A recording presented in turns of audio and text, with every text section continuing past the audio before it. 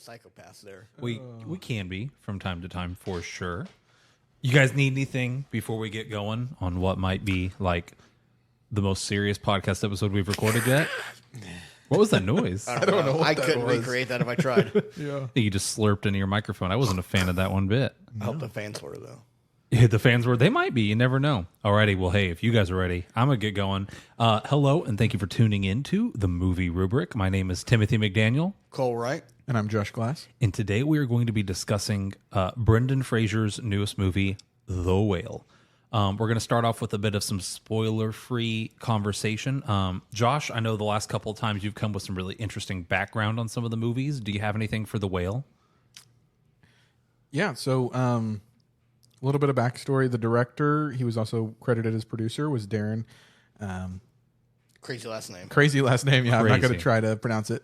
A couple of his more notable things was Black Swan from 2010. I have seen that. It was rather weird. It was okay. You've seen a movie? That I we have haven't? seen a movie, yeah. Not only did you see a movie, you saw a relatively obscure, artsy movie. Yeah, I don't remember the context of why I watched it, but I do remember being creeped out by it. And then he also did Noah from 2014. Oh, the rock golems. Yeah, I remember Which those. I didn't see that, but I did see all the memes about it. It was pretty funny. Yeah. You remember that verse in the Bible where it says that Noah, strapped two giant chains to the door and then slowly with his own strength closed it while he was assaulted by rock monsters? I think that's in the Message Bible. Yeah, that's not King James, that's for sure. Yeah. So no, that was not my favorite movie. Yeah. Samuel Hunter is credited as the writer. It's actually a movie adaptation of a play that he wrote. And that's he doesn't have much else on IMDb, so he's rather unknown, which is surprising for the caliber of movie that this was. I did look up the play. Did you? I did too, actually, yeah. I've been interested. I'd sit and watch the full thing. Was it like a big production play? Or? It looks like it's similar to what... No, it's like a six-man play, Yeah. like a smaller thing. And Similar to what we saw in the movie. And the Yeah. play took place, I think it was somewhat important to the plot that it took place during an election year. So the play takes place in 2012, and they decided to make the movie take place in 2016. Okay. I don't know. I didn't think that was important to the plot, but the article I read said that was important to know. Is that... Go ahead. I was just going to say they made sure to keep it during... It was set in an election year. So evidently, though, apparently this movie's been planned for a while, because I actually did some snooping and watched a Brendan Fraser interview. Yeah. Yeah. According to the box office, it opened December 11th. So I think it came out a while ago, and it's month. just now hitting our theater. Like, they were talking about doing this movie, though, for years. Oh, okay. Yeah. Like, it's been close to, 8 to 10 years. Like, they were discussing this movie, trying to plan and get the right cast for this movie, and how you're going to pull this off. Yeah. I don't know how true it is, but I read something where the director saw Brendan Fraser in some Brazilian movie or something like that and thought that he's that was perfect for the role of this. I don't know how true that was. It could have just been Hollywood nonsense that some article decided to run on him. But I thought that was kind of cool. The guy apparently sought out Brendan Fraser and really tried to bring him back in. Before you guys brought up The Whale, I had not heard anything about it. Hadn't seen a preview about it or anything. And then so to learn Brendan Fraser was in it was kind of odd, because I recognize Brendan Fraser as 90s comedies, and then The Mummy, but I just didn't expect this kind of serious role from him. It's his first big role since he kind of quit. So, I mean, the last thing I looked up, kind of what he's been in, starring role. Yeah, he hasn't had a starring role in forever, but him being in movies in general, though, has been 9 or 10. It's been 10 years. It's been a while, and doing a bit of research on that. Do you have anything on why he quit in there? I don't know if you watched his acceptance speech the other day. Beautiful. You should watch it. It was really good. But I was doing a little bit more research after watching that. I was like, why did he actually quit? Because I feel like there's lots of rumors about why he quit, but it was hard to find real reasons. And then the end of the day, there wasn't ever a definitive reason. But the theory is that he came out and talked about a director that sexually assaulted him. And whenever he came out about that director and how uncomfortable it made him, and the director denied it, supposedly he just kind of stopped getting offered roles. So Brendan actually felt as if he was being blacklisted by Hollywood for speaking out against that director. So once again, he says in this situation. Who knows? I tend to side with Brendan because I like Brendan, but we don't know the full story. Yeah. So it's kind of like even the backstory for how we got to this movie is kind of heavy. Yeah. Yeah. One interesting thing, the actress that plays Liz, I knew she kind of looked somewhat familiar, but I looked her up, and she was Elsa from The Menu. Oh, which was the hostess lady. Oh, yeah. You say that, and what's it's her like, name? duh. Yeah. Yeah, but Hung I didn't. Chow, is that her name? Hong Chow, yeah. Hong Chow. Yeah.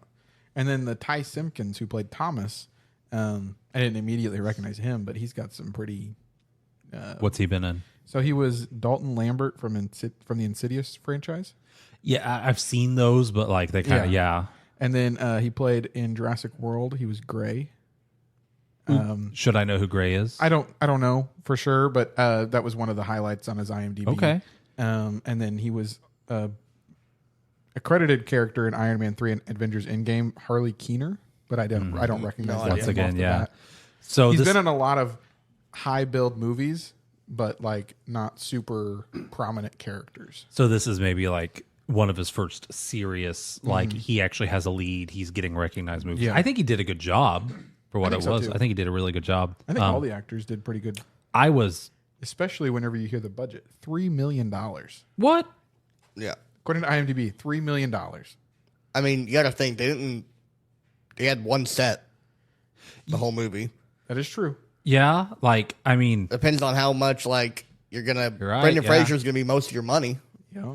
yeah, 6 And if- actors. And if he's just doing it because he loves the story, Yeah, he may have done it for a low price. But that is really And low. $3 million. That was. I saw- Is that the cheapest movie? I think that's we've- the cheapest That's movie. by I've far seen, the right? cheapest movie. Yeah.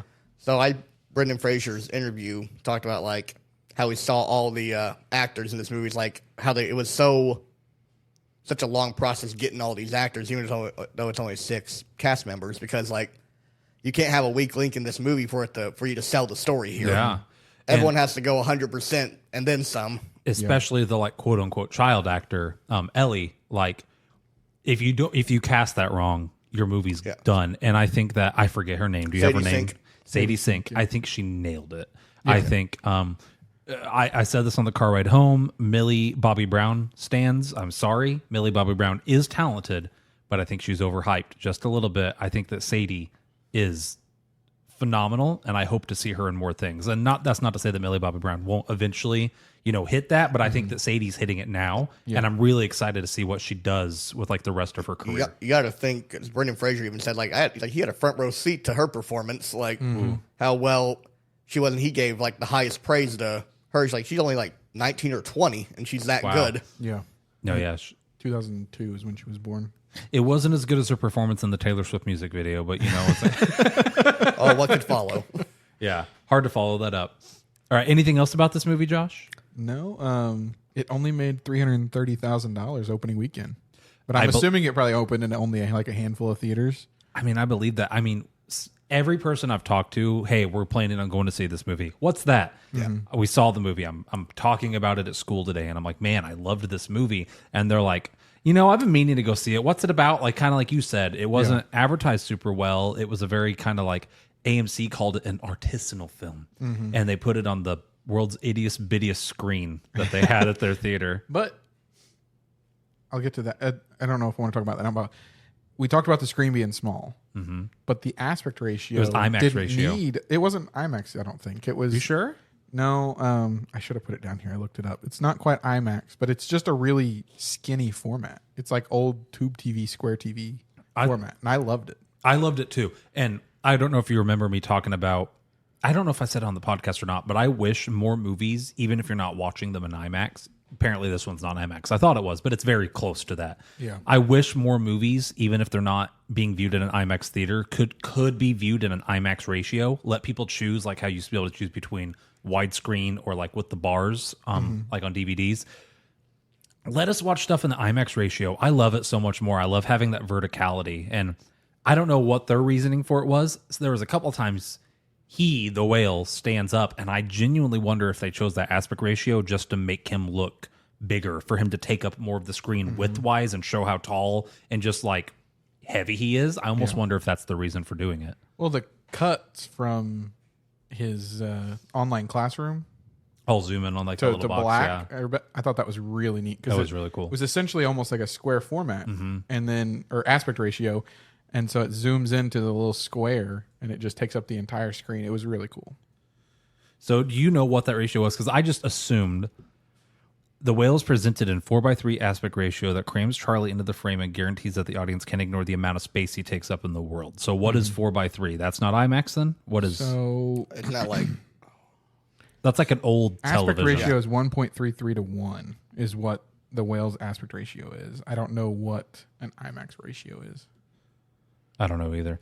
See, this is 4:3. I don't know what math they're doing. This one says 4:3, which I guess probably would convert to like, what'd you say, 1.33 to 1? That probably would. IMAX is a 1.43 to 1. So it's like the ittiest bittiest off from being an IMAX ratio. It's pretty close. Yeah, it's pretty spot on. Yeah. Okay. So I think it did a good job. Like when they wanted to show how big he was, they really show how big he was. What was his, getting into minor spoilers here, but like I don't think this is too bad. At one point, a character takes his blood pressure. What was it, like 264/138? Something like that, yeah. it was up there. It was like you're dead. Yeah. Like on the verge of dead. Josh, I'm pretty sure in the theater you went like, did. like a whistle or something. Like, oh my gosh. Yeah, it's How are you alive? Yeah. hefty. He sure was. Yeah. A thick old boy there. He was. So I'm hesitant here. If you guys have non-spoiler things you want to talk about, we can talk about it. I really think this movie it's heavy, but it's real and it's grounded. And I personally don't know how to talk about it too much without giving away stuff that I want the audience to experience for themselves. Should we give the thumbs up? Well, that's what I was going to jump to. Unless you guys have something you want to say. I got nothing else because you can't really talk about anything without giving stuff away. It's just a movie you need to go see. You need to experience. So thumbs up or down, should people go watch this movie? I'm thumbs up. I think yes. Fine. It was $8, right? I tried to charge Cold Double on accident due to bad math. It's $8 at our theater. Well, that was a matinee 30% off showing, but yeah. Okay, was it? All right, fair enough. Go see it. Still, yeah. it's worth it. Go. I hate to like. I feel like such a James Cameron stan, and I'm not meaning to. He recently had this super passive aggressive quote. I don't know if you read it about how people are tired of streaming. They're ready to get off their butts and go to the theater. That's like the redneck version of what he said. And I didn't know he was from the Did you not? South. He's actually from he's from Southern Illinois. Yeah. But he's got a mullet and everything. No, but I kind of agree with him. This is a movie. Get up off your butt and go see it in the theaters. Support this. It's not often that a film like this comes to theaters. Go see it. You guys agree? Yeah, I would agree. And I know for some of you if you've ever witnessed an A24 movie, they can be kind of artsy and weird just to be artsy and weird. This one's artsy. Yeah. But it's really good. It's very grounded compared to like Midsummer or Men or anything like that. Yeah. Yeah. I would say go see it. Be prepared to be uncomfortable. Oh, yeah. But if you're okay with that, then yeah, I'd say go see it. It's a real like uncomfort. It's not like it's some supernatural, this disturbing uncomfort. Yeah. This is just like this is real life right here. Yeah. It really it hit me. I think almost every single person in the theater teared up or cried at least once in the movie, myself included. Yeah. It was rough. So yeah, I say go see it. And unless you guys have anything else, I say we jump into spoilers. So if you're wanting to go watch the movie and not be spoiled, tune out now, go watch it, and then come back. We are going to jump into spoilers. I was really hoping that he wasn't going to die. I was hoping he was going to go to the hospital and turn around and have a life with his daughter, right? Like, Wrong. like the whole movie, they were talking about the theme kind of became like, you can't save people, they can only save themselves. And I'm like, okay, he's going to have a change of heart. And with his daughter, he's going to go to the hospital. She's going to be like, Dad, I don't need the money. Yeah. And he's going to lose some weight and live like another 10 years or something. Nope. Rip that rug right out from underneath of you. Man gets raptured. Yeah, essentially. Yeah. So, did you guys have any different thoughts about how you thought the story was going to go going into this movie? I had the same thought you did. I'm like, okay, he's gonna be really sad for most of it, and it's like, which I shouldn't have thought this because look who's producing it. A24 is never like, we're going to have a good ending to something. Yeah. I just, based on the trailers, like I know you said you didn't see a trailer for it, Josh, but based on the trailers, I thought it was going to be a movie about a guy who was down in the dumps and learns to turn his life around. He's going to make right by his ex-wife. He's going to make right by his daughter, and he made right it into a grave. Yeah. In this film, like he Or really up to the beach, the sky beach. yeah, that he went the to. great beach in the sky. I kind of came into it completely blind. The only thing I knew is that Brendan Fraser was playing in it and that it was about a big guy. But other than that, I didn't really know. Yeah. So I guess I wasn't as thrown off about him not getting better. I just kind of saw that being how it was going to end. I didn't know what exactly he was going to do with his last few days. But when it started counting down the day, like showing you what day it was, and they made the comment that he's going to be dead by next weekend if he doesn't go to the hospital, I was like, okay, like he's just going to die. Like Yeah. he They're is. counting it And down. then but I didn't realize what he was going to do with that time. And I thought that was really neat. Yeah. It was definitely not what I expected going into this movie. That is for sure. Brendan Fraser gives a phenomenal performance. This is one of the hardest episodes to talk about, I feel like, because there's I think I loved almost every single thing about the movie. Yeah. So without just starting at the beginning and going through it, let me go ahead and ask, then let me skip. Was there anything you guys disliked about this movie? No. There's stronger points than others, like with any movie. I mean, the only kind of mittens thing I would say Mittens thing to say. would be when he's passed out and it's Ellie and the missionary kid. What was his name? Thomas. Their interactions. I'm like, this was fine for a bit, but I'm like, this kind of drug on a little bit. It wasn't bad, but it's definitely where I kind of felt like I want to get more of the Brendan Fraser arc here, but I know it's telling a story here. Yeah. It kind of gives you a glimpse into like Ellie's You mind. need that to get, but that was probably like, if I was going to nitpick something, that would be what I would say is the weakest part. I loved it after the fact. In the moment, I was like, this is kind of cringe. The acting was great, but like the way that this girl was talking was kind of cringe. But in the next scene, they used it to talk about how the mom feels as if she's failed, as if she's raised a monster. And then the mom goes on to say, that's part of the reason I kept her from you is because she is a monster, and I didn't want you to think I'd failed as a parent. And I was like, wow.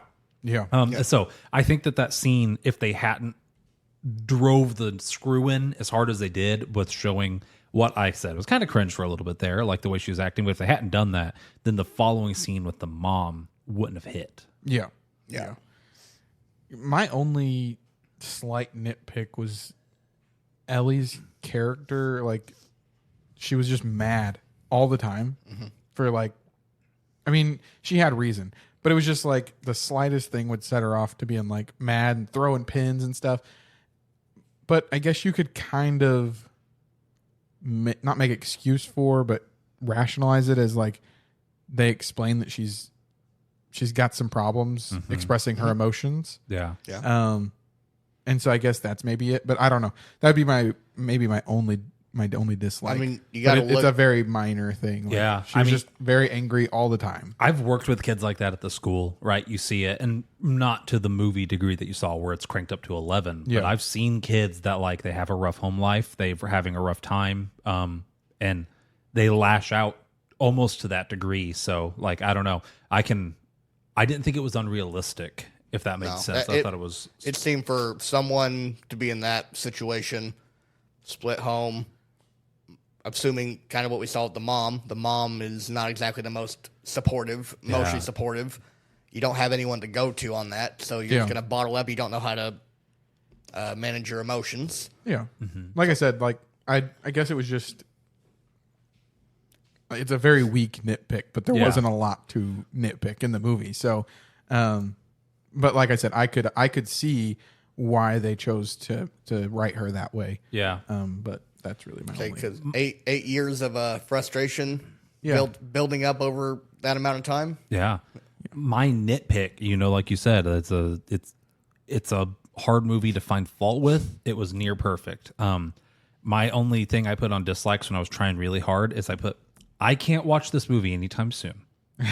I really want to watch this movie with people in my life. Whenever I find something I like, I'm like, hey, let's watch this. Like, I'm willing to watch it again just to experience it with them. Yeah. If I've seen an episode of a show, I'll rewatch an episode 2 or 3 times with different friend groups to experience it with them. Mm-hmm.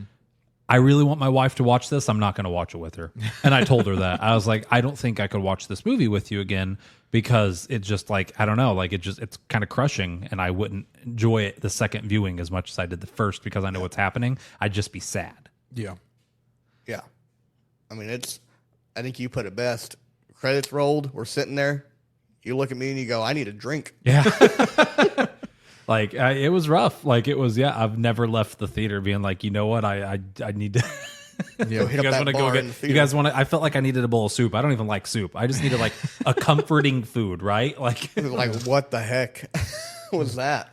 Yeah, it was intense. My favorite parts of the show, pivoting, from dislikes to likes. I think my favorite part was anytime I thought I found a plot hole, it actually turns out it was just plot. Yeah. First plot hole, he's a teacher and he says he's working for a university and it seems like he's working a lot and he says, I can't afford to go to the hospital. And I'm like, they would have health insurance if he's working for a university. That don't make sense. And you find out later he's purposely denied the health insurance to save up money for his daughter. Mm-hmm. There was a couple times like that. It was like, how can this guy not afford this? How can he not afford that? And you find out that was actually all part of it. Mm-hmm. He was putting on an act, telling this group of people one thing, telling another group of people another thing. All for his daughter. Yeah. Yep. And then there was another one that like I thought was kind of like a weird, well, why did the mom not want him to be a part of the life if he really sent the money? And then they explained that. We just talked about that because the mom feels like she failed. Whenever the nurse lady, whose name I cannot remember. Liz. Whenever Liz tells Thomas that the church killed her brother, who was his boyfriend, I was like, like I feel like there'd be like a police investigation or something. Like surely this church wouldn't go unscathed. And then you find out later that while they aided in his suicide, by contributing to the factors, he actually committed suicide. And I was like, wow, like every time I thought I found something, it's like, yeah, that doesn't quite add up. It did add up in the worst of ways. Like you had to let the movie play out. Yeah. So that was easily my favorite part is I just thought, and it's based on a play. So really good credit to, I think the guy who actually did the screenplay for this is the guy who wrote the play, if I understand correctly. Yeah. Credit to that guy. I don't know his name. I forgot to write it down, but Sam Hunter. Hunter. Good job, Sam Hunter. I will tell you, and this is something that is really good, but it also frustrated me in the movie. It's because I'm sure we've all met people like this. Liz. You're tough on him, but you're also enabling the behavior here. Like, you're like, you need to get healthy. You need to lose. You need to go to the hospital, but here's a big old bucket of fried chicken. She hands him 2 sandwiches. I'm like, no. Yeah. Like, are you crazy? Like, he's going to die. Let's just speed the process up here. I don't know what their relationship was like prior to the movie, but I almost got the feeling that she's like, he's going to die in 3 days anyways. Let him have his chicken. I mean, like it's kind of the vibe I got. I got the vibe that she was, like Cole said, an enabler. We've met people like that. We're just too good of friends for me to tell you no. To say no. And the other thing that's crazy, and it was just like, job well done to the directing and the cinematography, is like they zoom out of his house and he lives on the second floor. Yeah. He's at the top of a bunch of wooden stairs. Into that house. He cannot leave. Yeah. He physically can't leave. Yeah. Yeah. I was like that. I'm getting chills thinking about it because it's like that was a sombering moment to think that even if he wanted to get help, he couldn't. He couldn't by himself. And like I thought about kind of what you said, call 911. 911 probably ain't getting that man on a gurney and get him out. Yeah, like there's no way they're getting him down those stairs, like unless you bring a whole crew in, right? It was crazy. Yeah, to think about. I agree. Like that scene right there was just like, whoo, what? That's hard. No, it really was. The scene that got me though was the flipping pizza dude scene. Yeah, that was really good. Gosh, I wondered if they were going to show the pizza guy, and then he waits, wants to see who he's been talking to. Yeah, that was.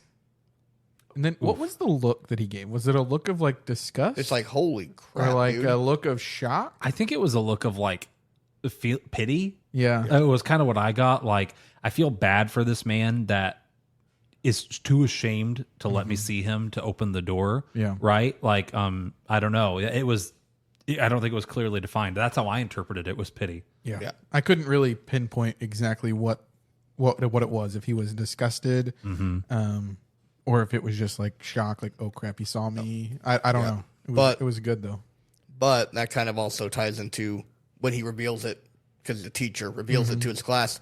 I like how it was very natural on the students. Like, I was kind of looking at what the students' reactions were. They were all a different reaction. It wasn't all like the same. Like, one kid laughed. Yeah. And I thought, I was like, yeah, that would, yeah. There's people that would do that. That was a very realistic thing that could happen. They didn't one like pulled out their phone to like take a picture. Yeah. And like there was a bunch of different. Yeah, I was looking at the same thing. Yeah. I'm like, good job that's good directing right there. That was good. That was maybe one of my favorite scenes in the movie, where he's reading the kids. He asks them to write me something honest. I don't care what it is. Forget the essays. He used meaner language than that. He says, forget the essays, write me something honest. And there was one that says, I'm sick and tired of people telling me I have promise. That one personally resonated with me. I feel like, there have been many times in my life that, because I'm good at music, right? And people are like, oh, you're going to go on to do this, you're going to go on to do that, and now I'm a music teacher, which to many in the music industry is not successful, right? Like, you couldn't make it as a performer, so now you're teaching. I love my job. I don't view it that way, but there are people who do, and there are people in my family even who I think were like, why didn't you go do this? Why didn't you go do that? You had promise. So that one in particular resonated with me. Yeah. All the student stories were good. They were just like short little snippets, but it was all just and not living the exciting life one, and like, dang, this is like, can we stop being so heavy? Pointing a mirror at me. literally the guy's about to die, and then you're piling this on top of me too. Like, wow. Yeah, it was real though. It was heavy. It was awesome. Yeah. Man. I mean, I didn't know where this movie was going to go after the opening scene. Well, I just thought of something. That wasn't technically the opening scene. The opening scene was the bus. Yeah. Dropping a random person off in the middle of a field. And I thought that was that's probably really Thomas. random. But it was Thomas. Because he said he just got yeah. dropped off on a bus out in the middle of Idaho to start witnessing to people. The first scene with Mr. I didn't realize Whale. that. You said that, though. And that's in the trailer, too, and I just assumed it was his daughter. Yeah. I didn't know who it was the whole time. And Makes sense now. then Thomas made some comment about, I think it was when he was talking to Ellie. Yeah. It was just like, yeah, I got, took a bus ticket here with the money that I stole, and now I'm here just doing my thing. I was like, wait, that ties back to the very beginning of the movie. Dude, I didn't even catch that. You're blowing my mind right now. That was good. And then they followed up with the scene that Cole was talking about. I was like, I looked at Josh like, oh, here we go. Here's A24 at its finest here. In case you haven't gone to see the movie, but you're considering it, this is where, like, I was telling people, like, you have to go see this movie, but I was also warning them. I'm like, it's heavy. It's A24, right? It's heavy, and it's got some, like it's rated R for a reason. But yeah, it opens up on him. We talked about this in the car a little bit. It opens up on him masturbating to gay pornography, and then proceeds to nearly have a heart attack while doing so. And I had the comment of, I just kept thinking, what a great actor. Yeah. Right? If someone pointed a camera at me and told me to do that scene, it's like, how do I prepare for that scene? It's like, okay, I've got a massive fat suit. In a massive fat suit, yeah. I've got to look like I'm climaxing and having a heart attack simultaneously while trying to read an essay. Yeah. Like, it was like, I was like, man, good job, Brendan Fraser. Like and he nailed it for better or worse. Like, I don't know what that looks like. As far as I can tell, that's the most realistic representation of that. Brendan Fraser's back. It's confirmed. Yeah, that's the scene. I think easily the scene to me that signaled he is back was whenever his ex-wife is leaving and he's having emotional breakdown. He says, I just want to do one good thing with my life. I want to know that it's amounted to at least one decent thing. That was the scene that I teared up probably more than any. Yeah. That was the scene to me that I was like, wow, that floored me. Yeah. I mean, it's kind of funny to think about, like, this is the same guy that was in George of the Jungle. Encino Man. Airheads. Yeah. The Mummy. The Mummy, he was kind of goofy in that too. Like, he's Yeah. a really good actor. But, I mean, talking about goofy, he did have some funny moments in this when- movie too. Like, that's part of my, I don't remember where I put that in I think I put it in direction. It's like they just sprinkled in a little bit of comedy in the midst of this super heavy film that just lets you go Gives you a bit of a for breath. just like a second. It's like it's you funny, know? And like- then it starts back over with, you know, this man's dying. And Yeah. he's killing himself essentially. Did you guys pick up that the essay that he kept reading was his daughter's?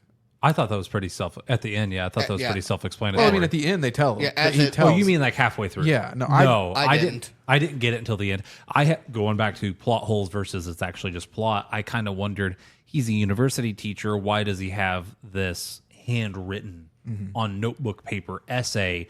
I never put together it was his daughter's until the end, and then I was like, wow, that makes sense. I thought it was Alan, his partner's. Honestly, for most of the movie, I thought it was his. But then at the end, when they said it was Ellie's, that's when I started to get teary eyed. It was like, Yeah. the one thing that like connected him to his daughter was this essay. Yeah. And then that's what he would read whenever he would get worked up. When he or thought he was upset. dying. Yeah. And when Yeah. he thought he was dying, he wanted to hear her words. And it was just Literally, like ugh. he's having a heart attack and he's reading this essay. Yeah. And then he's probably never heard it in her voice before until the end of the movie as he's dying. That's probably the first time that he ever got to hear his daughter read that essay. Yeah. And that hit me. Man, that was before we went up to the great beach in the sky. I will say that death scene at the end was like the pinnacle of the movie. Like he's dying, and I Yeah. just felt like it was different. It was odd. Like he's walking, and then just a quick pan to his like shooting his face up in this weird looking face, and then just fade to white or like flash to white. I don't know. It was odd. I mean, it was him. I mean, I just interpreted that he's dying, right? And Yeah. it shows him. It shows it from a slightly realistic point to a slightly like spiritualistic point, and it shows his feet start to lift off the ground a little bit. That's right. Yeah, I forgot about the lifting Yeah. off the ground. So earlier in the movie, Ellie tells him, "If you want to make it up to me, then walk over to me," and he can't. And then as he's dying, he's like, "I'm gonna stand up and walk over to my daughter." And then it shows his feet, and it shows this heavy man who hasn't stood on his own 2 feet in who knows how many years. He starts to lift up off the ground, and then it quick pans up to white. You know, I interpreted that as, I mean, I don't know what death feels like. You know, as far as I know, that was I thought that was a fairly grounded and nuanced way to do it. I wouldn't say it was ungrounded. I just felt like it was odd to me. Yeah, I don't know. It was a little different. Like the only scene and shot that really just felt like kind of out of place. a little bit. out of place. I think I that's. personally liked it. I get what you're saying though. I think it's the only scene where there's like music playing. Like most of the movie, there's not really much of a soundtrack, and then in that one, there's this big orchestral score happening, and like it feels more like a traditional movie shot of, hey, we're having a moment, whereas the rest of the movie doesn't signal you in emotionally, like we're gonna have a moment. So maybe that's why. I don't know. The music though, when there wasn't a lot of music, but when it hit, Yeah, It was good. it was really good music. I just sat there and just listened to it at the end of the movie. Like he died, and then I just sat there like, you got up and bolted out, and I had I to was pee. I was holding it. And then I was like, I'm gonna sit here. I just need to like relax for a moment and just listen to the music. Like it was, excuse me, it was very good. Yeah, I refused to get up. I already got up once during the thing. I'm like, I can't get up again. I'm going to see the thing out to the end. Surely he's going to die in the next few minutes. I can hold it. Dude, how bad would you have felt? You got back from the bathroom and like credits are rolling. You missed his death. Yeah, I wasn't gonna let it happen. I will explode in this movie theater chair before I figure out if he's You dying. missed a fairly good I did scene. Honestly, I was trying so hard to like plan it out, but every scene was character Something building or plot important. building, and it was just like I have to go to the bathroom, and so I got up and I left. Yeah, That's right when in you the middle get a of cup. a dialogue. There's only like 8 people in the theater. You just get a cup There and was, lean to the side. Hey, James Cameron, you hear that? We don't need all this bull crap about like just filler stuff. We can make a good movie and have important scenes the whole time, It's true. I don't and know. not be 3 hours long. I would have loved for a scene of Brendan Fraser in his fat suit swimming through the ocean with a bunch of jellyfish. I mean, you know what? If he was the whale in Avatar, Oh, goodness. this would have been a better movie. It would have been a better movie. Give the internet like a couple months. Let this movie hit DVDs to where people can rip the footage, and I would bet nearly any amount of money that that's going to happen. Like someone on the internet is going to take and Photoshop and edit him in Yeah. to do that. I'm just waiting for it. I loved that sorry, we're about to say something. No, go ahead. I thought the whale, based on the title and the trailers, was him, was Brendan's character, but it wasn't. The whale is like this idea of describing things in vivid detail to draw attention away from like the problems of your life. And like, so while he kind of was the whale, it wasn't for the fact that he's necessarily fat. And there was a scene towards the end where she is reading the essay and she says the whale right as he stands up and like makes a thud. And like, I don't know, like that, like I loved that, like coming full circle from how we started the movie to that moment. Yeah. I don't know if you guys had the same reaction, but at the beginning of the movie, you know, he's sitting there, we see him, he's a really big dude. When he stands up, it's like, that's a really big dude. Oh yeah. Not only is he big, That is a large man. He's he's tall. tall. And I think Brendan Fraser's tall. So He is, like yeah. the shots made him look even taller, but he's also a big guy.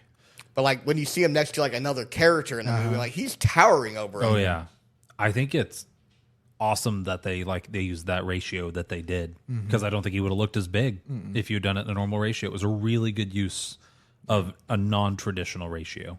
Yeah, when the first scene rolled up and it had the bars on the side and it was the weird ratio, I was like, oh, this is annoying. Like, give me my standard movie format. But then as it progressed, it became part of the movie, and it really aided to a lot of the shots and a lot of the feel. And I by the end of it, I was like, well, that was perfect. It was brilliant. Give me all movies in that. Yeah. No, I like a good widescreen format. But Depends on the movie, right? Like, it depends on what we're doing.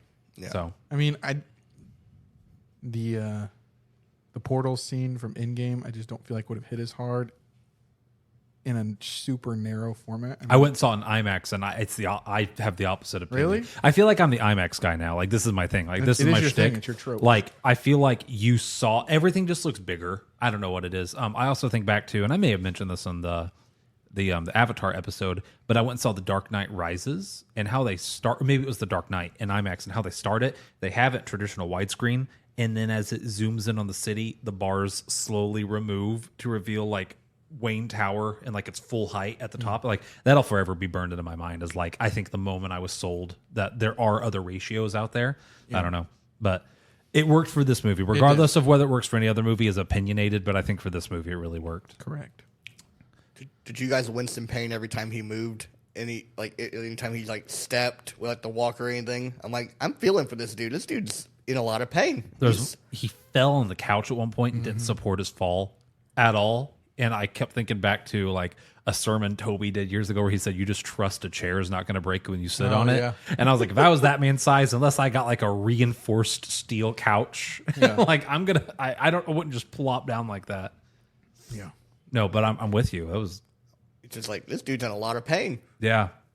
I showed him showering at one point, and I just like, I felt for him. That's what I was Like, going to say too. Like showering, getting in and out of bed, like you felt bad for him. yeah. Especially whenever so those scenes come first, and then you realize he can't leave his house. And so it's like, then you feel even worse for him. So one, you feel bad because he can't hardly get around. Yeah. And then you realize he can't even get out to help himself. Yeah, because once you get past, like you said, he ate himself in. Yeah. How are you going to work out? How do you move? That's what I mean. He Like, could eat how- less. Don't get me He wrong. could eat less, but he couldn't really work out No. or get You would have physical to, activity. You would have to get someone to come to the house and try and do something. You're like, well, at that point, what can you really do? Like, Yeah, it's rough. Like there's no. It's I'm at a loss for words. A lot of mixed feelings and emotions. Most of them good in the way that like I enjoyed what the movie did. Yeah, I really, really enjoyed the story that it told. And I think it's important. I really do. I think in the day in which we live, it had a lot of really good messages that I think a lot of people need to see. Man, I think we're kind of going in a circle here, just kind of like saying. So, do we want to go ahead and go to the rubric? Any final thoughts? I felt personally attacked when she yelled at him, "Can you chew your food like a normal human being?" He's choking on his food over there. Man, so Oh no, the flipping the candy bar drawer is what that was funny. Yeah. So in the other drawer, wasn't it like a, was like a fruit- Nutri-Grain a bar or Nutri-Grain something bar. like that? And then the other We drawer was closed just it. full of candy bars. I'm like, I feel that. Yeah. Me too, bro. We have what we call the snack oven, which is an extra oven we have that's in the wall that we use to house our snacks. There you go. And like, so we have a whole oven dedicated to snack food. And I felt that when he opened that drawer, I was like, No, it's like we've all been Babe, there. we're It's like cleaning out the snack oven. like going I'm away. like it's like you want a snack, you open like Nutri-Grain bar. Gross. And Yeah. then like, Three Musketeer, come Yeah. here. We shove this. He devoured that Three Musketeer. That was disgusting. I also love, like, he picked up the Three Musketeer and then he put it down and he Googled his chance of surviving and then picked it back up. He's like, and I was like, I felt that.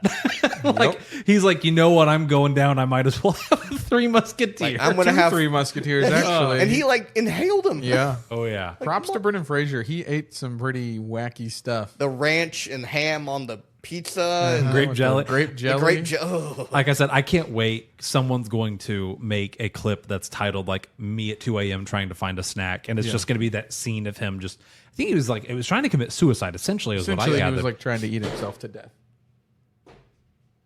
It's a spooky ghost. Oh, no, the whale has come back. Something just fell over on my shelf over there. I don't know what that was. But no, I think he was essentially trying to commit suicide. Yeah. And then the Thomas shows up and catches him basically vomiting up all of his food. That was a rough scene. That was a gross scene. Like props to Thomas, you know, as a character for showing up and seeing this man covered in vomit and grape jelly. And Not then running. and still trying to like have a relationship and talk to this guy. Yeah. Like good on him. Yeah. And then he had his redeeming moment of, hey, my parents called and they said, it's just money, come home. And I thought that was cool, you know, because I think we hype up our problems in our head. We think that we can't be redeemed. We think that they're too much for us to overcome. And while I just thought that was a really cool message, you know, I thought that was cool. I think it was really cool too because it's like Hollywood, A24, whoever is responsible for it at the end of the day, could have really taken that moment to really throw a dig at Christianity. And instead it was like prodigal son kind of moment, Yeah. you know, like they could have totally went the other way and been like, my parents wrote me off and Yeah. they're ticked at me. They hate me. They tell me not to come home. But then no, realized that, you know, true Christian parents would have been like, no, it's fine. Yeah. Just come home. We want We're you- going to want work you through back. it. We The would mo- rather you have you home than not, you know. The movie in general had a very like complex relationship with religion. Yeah. Where it never says religion is bad, Yeah. but yet it definitely doesn't shy away from the fact that Christians putting oppressive influences on this one guy led to his suicide. Yeah. Like it doesn't shy away from that, but it also never goes out of its way to be like Christianity itself is bad to the point that like Brendan's character kept the Bible and stuff like that. Like, and the guy had been highlighting verses up until, you know, he committed suicide.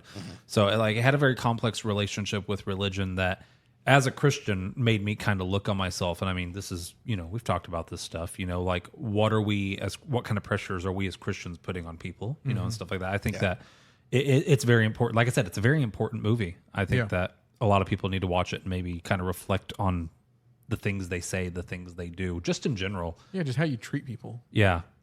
is a lot. That's a lot of what the movie is about. Is Yeah. like how you treat people. Dude, he had what was it? I typed it out because I looked it up. He said, do you ever just get the feeling or believe that people are incapable of not caring? And I was like, man, that's cool. Like no one's too far gone to care to some degree about other human beings, you know? And I thought that was cool. Talking about his daughter in that scene, but it also is reflective of Thomas, the pizza guy, his friend, the nurse who's coming to help him, you know, His ex-wife. Yeah. You know, it's just, I don't know, kind of wrapped up everything in a little bow. Yep. Man. Something that at first I didn't get, I had to sleep on it. The bird. Yeah. Yeah, I still don't really get it. I too think much. the whole purpose of that was just to show that even though it's incredibly difficult for this man to get around, he takes the time to feed the bird every day. As far as I could tell, that was the best explanation of that. Did you guys pick up something different from that? I didn't. I just thought it was just some random thing they threw in. Like, there's going to be some sort of metaphor or something here. A24 likes to slip that in. Yeah, I don't think there's anything in this movie that wasn't supposed to be there, which is why I'm trying to figure out, okay, what's the bird? Yeah. I mean, I think yours is probably the best explanation for it. Yeah, I mean, So Ellie looks at the bird one time and looks at the plate. And so maybe it's like it was there so that way she has this moment of realization like he's not the monster that I've made him out to be in my head. Like if he takes the time, kind of like what you're saying, if he takes the time to care for this bird that's just a bird every single day, then maybe he's not the evil person that I thought he was my whole life. Well, later that plate was shown broken, and I was wondering, did Ellie break the plate? I kind of got the impression that maybe she went over and smashed it. I think it's like one of her fits of rage. She just like went over and smashed it. Yeah. Just to be rebellious. Yeah. I mean, she's evil according to her mother. Yeah. Fun fact, though, I had a little like fun time. That plate that was on the windowsill there. Yeah. My grandma had the exact same plate. Like, exact same one. I think it's actually at my parents' house. Like, you have like a flashback to your childhood. I did. I like looked at it and I was like, that's the exact same set of plates that was at my grandparents or my grandma's house when I was growing up. So it was pretty wild. They had the glasses they used are the glasses that we have, and I had kind of a similar thing, but they're like generic Sam's Club glasses, right? Like you just go buy 24 pack. Oh, I'm sure she just collected lighthouse stuff, and it was a lighthouse glass or dish. So I'm sure that she got them somewhere cheap too. So they weren't like super crazy. Lighthouse glasses and Lighthouse is A24. It's a connected universe. We're gonna get the whale and the whale and the lighthouse are gonna cross over. If I didn't want to have to edit it later, I'd put the air horn sound effect in right now. Yeah. There you go. The A24 cinematic universe is gonna happen Any day now, we're gonna get like the A24 Avengers, the whale initiative, the whale initiative. That's good. Goodness, man. I've gone through my notes. Yeah. You guys got anything? No, I think we hit everything. All right, I've gone through my notes and then some. Great movie. Go see it. We're going to put it through the rubric. Let me get that pulled up here real quick. Probably should have pulled it up ahead of time, but I didn't. You should be prepared. We're just going to I'm so sorry. Come on. Freestyle here. Freestyle. Okay. I'll go ahead. I'll start us off. I made someone else start us off last time. We'll start with plot, work our way down. 5 for plot. Like, for what it did, the plot was perfect. It told a very succinct story. It wrapped everything else up with a bow. There was some symbolism and some metaphors, but they were never so far gone that I couldn't understand them or appreciate them. I thought it was like a really good, fantastic plot. I'm going to give it a 5 as well. Okay. Same thing. Like there was no plot holes, and that was the same thing. I'm like, there's going to be a plot hole in here. There's no way they just wrote the perfect plot and. They did. Yeah. They did. They thought of everything. It was great. And I mean, just overall, it got every scene. It did a good job of. There was no like just a scene just to be filler. Mm-hmm. It built on one another. Everything really well. had a purpose. Yeah. I'm also a 5 as well, for all the same reasons. The plot was simple, laid out exactly what would happen from like second or third scene actually, and then it did it. And then, like we talked about, it introduced things and then almost immediately or later on brought them back up and made them useful. So it didn't just introduce a bunch of stuff for no reason. Okay. So 5s across the board for plot. Josh, why don't you go ahead and start us out on characters? I gave characters a 5 as well. There's not very many characters, and I think that's maybe why a 5 is necessary, because I felt connected to almost every character, like connected with somebody on almost every level. Like, and then, most of the dialogue was written really well. I mean, you could maybe argue that the scene between Ellie and Thomas was a little cringe. Maybe the dialogue wasn't spot on, but I didn't feel like any of it was super downfalling to any character. Yeah. No, I agree. I'm also... I jump to myself next. I'm also 5 for the same reason. There were 6 characters, if you count the pizza guy. I'm not going to count the pizza guy because he the pizza man says like 3 lines. 5 real characters that have consistent dialogue, but they all feel so real. Maybe with some of the most realistic characters I've seen in a movie. They're grounded. I can relate to all of them. Like Cole said earlier, I know people that are like all those characters to some degree. I've encountered those people for real. Yep. So yeah, I'm a 5 on characters. 5 as well. Okay. Just echoing all what you guys said. It's a really good cast of characters, and it's like what Brendan Fraser said in his interview. If anyone half did it, the movie wouldn't have worked. Yeah. So no one did though. Yeah. Cole, why don't I start with you then for direction? 5. 5. Shot very well.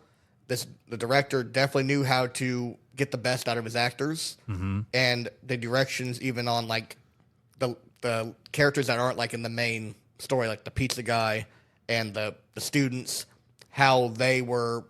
I'm sure the director told them how to act it just felt very natural. Yeah. It was like kind of like put yourself in it, like how would you react to put in that situation? Yeah. And you kind of see every range of emotion there. Yeah. No. And the music was really good too at the end. The music really was like it's even though it was just on one scene, it definitely sticks out. Yep. Also going to give 5 for direction. Really applaud the decision to go with the narrow, tall aspect ratio as we talked about. I feel like it fit the movie really well. And then the score, while it wasn't there the whole time, when it was there, it really it drove home the emotion of the scene that it was in. I am also a 5 until it was told to me at the end of the movie during the credits that this was based on a screenplay. I may not have seen it, but it really is shot and kind of feels like a screenplay in the way that the characters interact with each other. They kind of step on each other's lines from time to time. It's very realistic.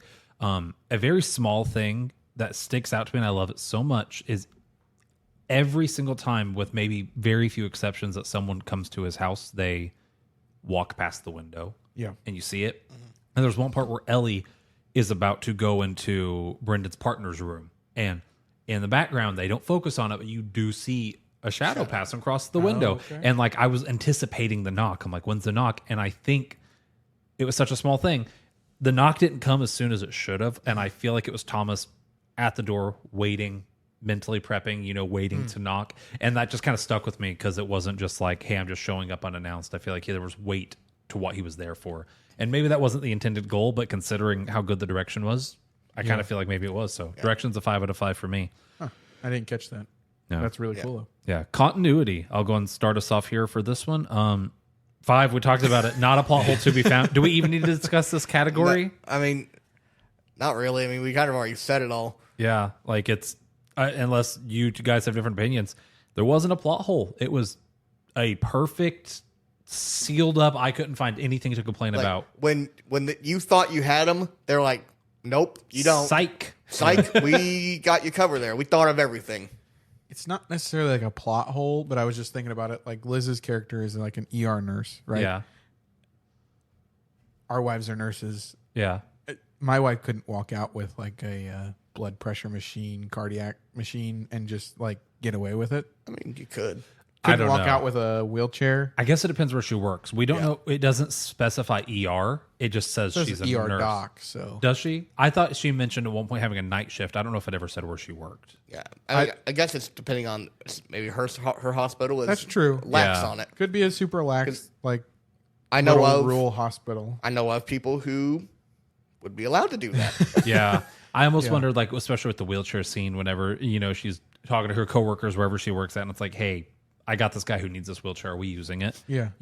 Because it's like so the only thing that you're right was there wasn't a blood pressure machine. It was a stress machine. Yeah, it was like some kind of weird. But I don't know if it says that she got that from work. I almost wondered if she had bought that. Yeah, she may in the have movie. because I don't think it actually does. I think it doesn't. just talks about the wheelchair. The wheelchair. from work, And then she so- checks blood pressure, but you can check manually. But Yeah. You can get blood pressure from Then, anywhere. So here's the question. Are you lowering continuity to a 4? No, continuity Okay. is still going to be a 5. It's just Okay. my one thing that just kind of like Yeah. I get made it, me though. scratch my head a little bit. I was like, I have not seen that.